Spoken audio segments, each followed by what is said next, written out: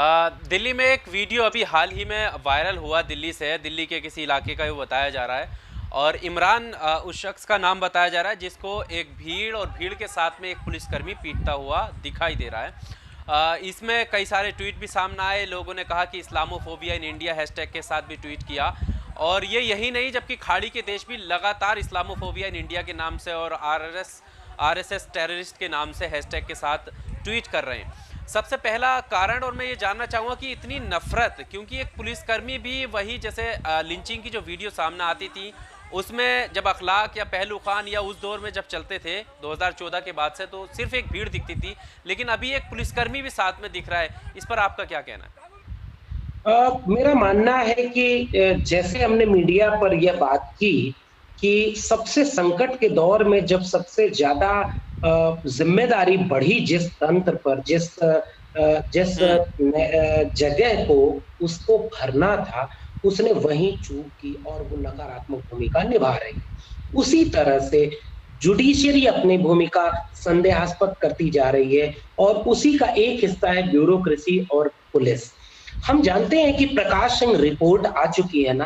Prakash Singh report ये कह चुकी है ना कि मीडिया जो पुलिस है वो हाईली कम्युनल है। क्यों कम्युनल है? क्योंकि उसकी डाइवर्सिटी वो नहीं है जो होनी चाहिए।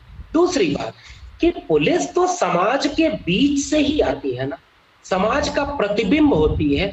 तो पुलिस में जो सिपाही है वो उसी समाज का, किसानों का बच्चा, मजदूरों का बच्चा है, तो वो अचानक हिंदू भी बनेगा, अचानक वो उस नफरत के खेल में शामिल भी होगा। ऐसे में जिम्मेदारी किसकी है? ब्यूरोक्रेसी की। यानी जो ऊपर अधिकारी बैठे हैं वो एक निष्पक्ष सामाजिक और लॉ एंड ऑर्डर, पूरा दो डेमोक्रेसी चलता है लॉ एंड ऑर्डर से, तो लॉ एंड ऑर्डर को मेंटेन करते।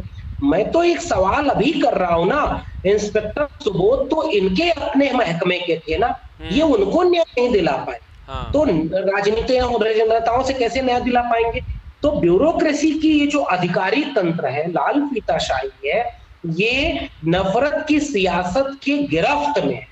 तो यह कोई निर्णय नहीं ले पाती है। तो जो निचले पायदान पर सिपाही है वो इसी कोरोना काल में बेरहमी से पीटते हुए नजर आया। भूखे नंगे लोगों, जो कमजोर लोग थे, उनको बेरहमी से घर में घुसकर मारा गया ना। तो वो जो सांप्रदायिकता है वो इस पुलिस के चरित्र में और संदेह पैदा करती है। मैं फिर से कहूंगा, पुलिस के कुछ लोग निसंदेह बहुत अच्छा काम कर रहे हैं, लेकिन जब हम उसे एक मशीनरी के रूप में देखेंगे तो हम ये अपेक्षा तो करेंगे ना कि आप एक नेता के द्वारा जो जहर फैलाया जा रहा है उस पर आप शामिल नहीं। लेकिन इस वीडियो में, इमरान की वीडियो में, कल से ये चल रहा है, आज सुबह से ट्रेंड चल रहा है। आप देखिए, जब पालघर की घटना हुई तो सिपाही नहीं रोक पा रहा था ना, तो वहां ये कहा गया कि उद्धव ठाकरे की पुलिस शामिल है। तो ये दिल्ली पुलिस जो गृह मंत्रालय के अंडर में है, क्या गृह मंत्रालय के निर्देश पर इमरान को खुद लिंचिंग कर रही है? लॉ एंड ऑर्डर का बेसिक फॉर्मूला ये कहता है कि आप लॉ को, आप जुडिशरी को अपने हाथों में नहीं ले सकते, कानून को अपने हाथों में नहीं ले सकते। अगर इमरान ने कोई गलती की थी, आप उन्हें पकड़ के ले जाते, आप उनके ऊपर मुकदमे करते। तो पुलिस वाला लिंचिंग की शुरुआत कर रहा है, और जिस तरह के डंडे का इस्तेमाल पुलिस वाला कर रहा है, अकेला पुलिस वाला, उसी तरह के डंडे भीड़ से आए कुछ लोगों के हाथ में है और वो बेरहमी से पीट रहे हैं। यह बता रहा है कि इस देश में सांप्रदायिकता और जातिवाद, में फिर से कहूंगा, अभी आज की खबर है कि आगरा में इसी क्वारंटाइन में, कोरोना जैसी महामारी में, सोचिए, देश नमूनों का देश है। हम जिस समस्या पर बात नहीं करते, हमको लगता है वो समस्या खत्म हो जाएगी। तो हमको लगता है कोरोना में राष्ट्रवाद होना चाहिए, थाली बजाओ, ताली बजाओ, दिवाली मनाओ, हेलीकॉप्टर से फूल बरसाए जा रहे हैं तो अच्छे लगो, देश की बात करो। क्या इसी बीच में क्वारंटाइन सेंटर में एक महिला जो दलित जाति की थी, उसके हाथ से बनाया हुआ खाना खाने से इनकार लोगों ने नहीं किया? तो क्या जातिवाद इस कोरोना काल में खत्म हो गया? इसी कोरोना काल में सफूरा जरगर जो है, वो जामिया की लड़की, उसका चरित्र हनन किया गया, उसको जेल में डाला गया, यूएपीए लगाया गया, और आज इमरान के साथ हो रहा है। इमरान की सरेआम लिंचिंग हो रही है। तो कैसे हम कह लें कि हमारे देश में ये समस्याएं खत्म हो गई हैं? साजिश ये है कि पुलिस तंत्र भी अपना इकबाल खो रहा है।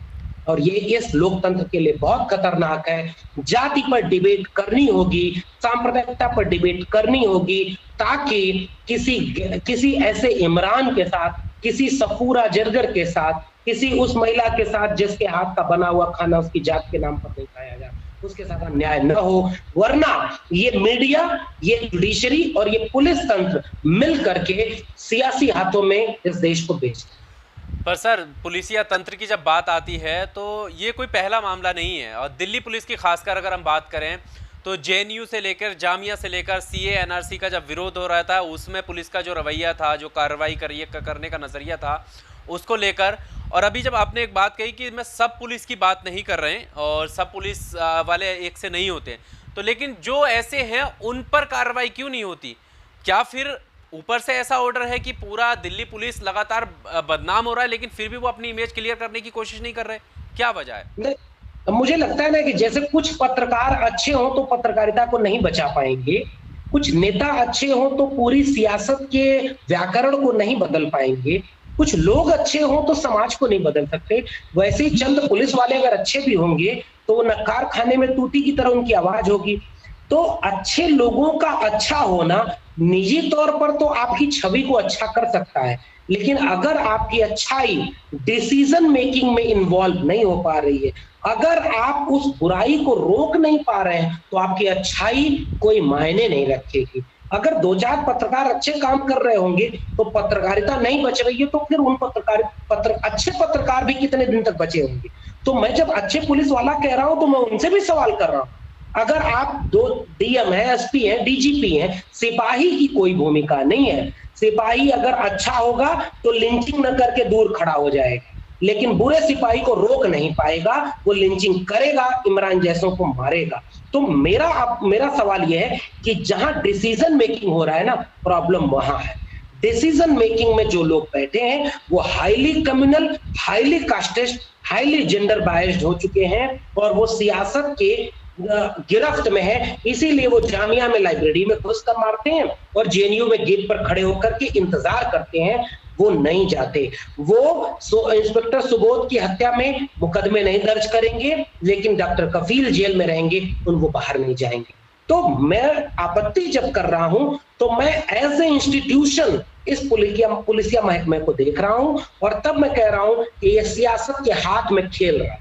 जो ऊपर बैठे डिसीजन मेकिंग के लोग हैं वो नेताओं की गुलामी कर रहे हैं, वो लोकतंत्र के पक्ष में नहीं है, वो जनता के सेवक और नौकर नहीं है, वो चंद पूंजीपतियों और नफरत के सियासत वालों के हाथ में खेल रहे हैं। इसलिए पुलिस कम्युनल है, इसलिए media as a institution, police as a institution पूरी तरह से अपनी विश्वसनीयता खो रहे हैं और लगातार जनता और आम जन के विरोध में खड़े हैं और जनता को जेल में डाल रहे हैं, जनता को परेशान कर रहे हैं। जो जितना कमजोर पायदान पर खड़ा है ना, वो सबसे ज्यादा शिकार हो रहा है। यही इस लोकतंत्र में फिलहाल चल।